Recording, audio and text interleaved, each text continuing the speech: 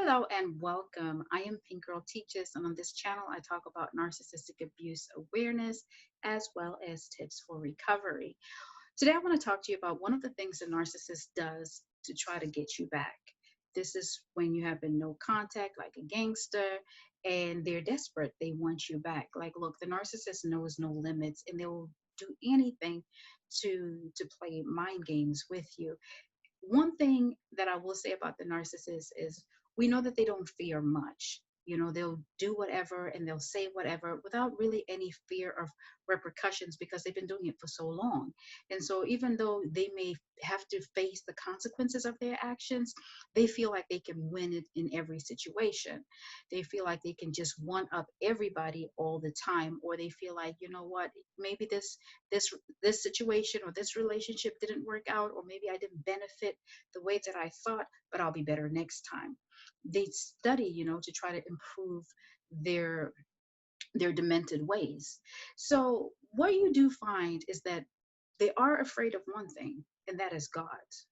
They ultimately know that they will have to answer for what they are doing, and this is why they may be afraid to die. But even though they may be afraid to die, even though they may be afraid of God, what they're not afraid of is making you think that they're dying. What am I talking about? Sometimes the narcissist will use a suicide attempt to manipulate you. Sit back and think about some of your relationships. Have you ever had a partner say, I'm going to shoot myself?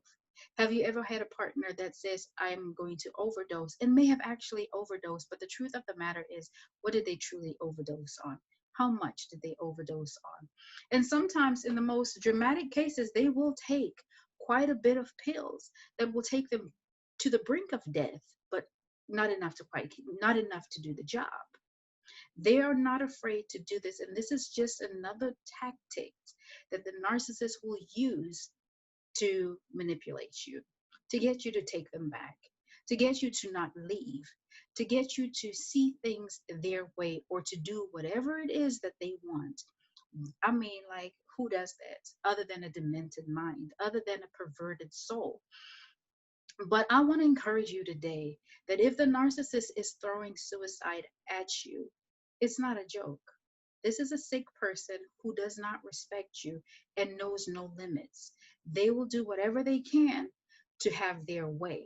They will do whatever they can to continue to manipulate you and to continue to have a hold of you. So, you find them saying things like, oh, I'm going to kill myself, and, always throw it up in your face.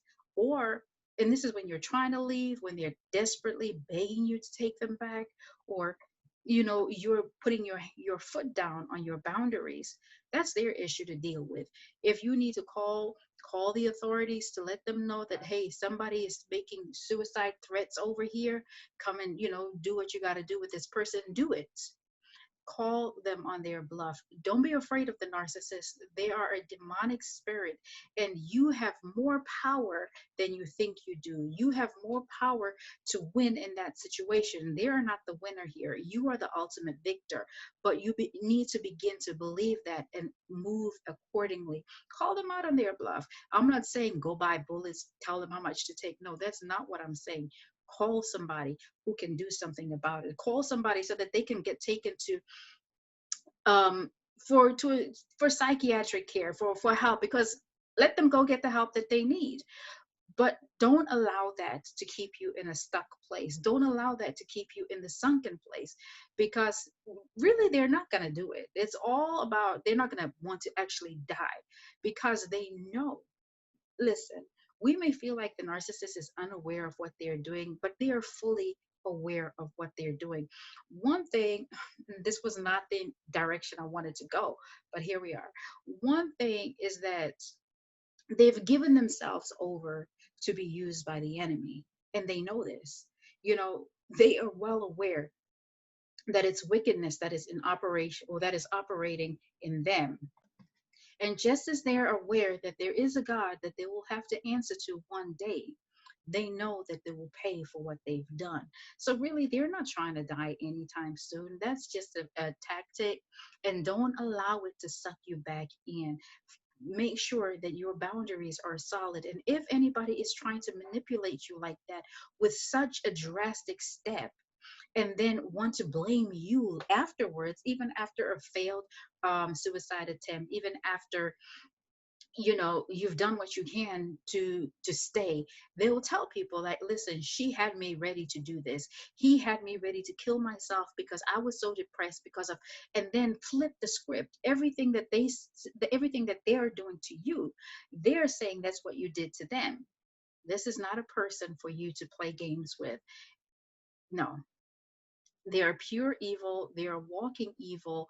And when you start to see these signs, when you start to feel like you're walking on eggshells because you're scared that suicide is going to come up and they're going to do it and you don't want to be responsible for it, okay, I feel you right there. Get out.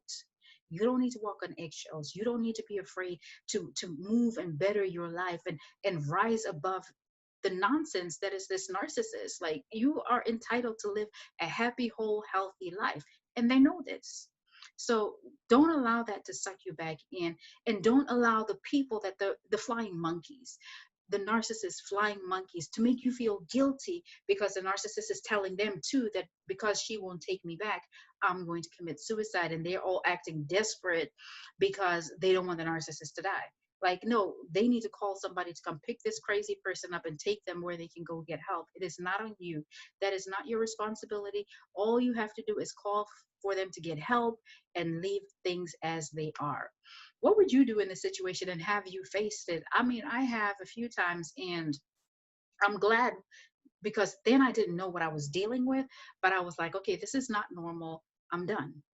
And it just was that, like, but have you faced this, and how did you respond? So let me know what you think in the comments, and until the next video, take care of yourself and take care of each other.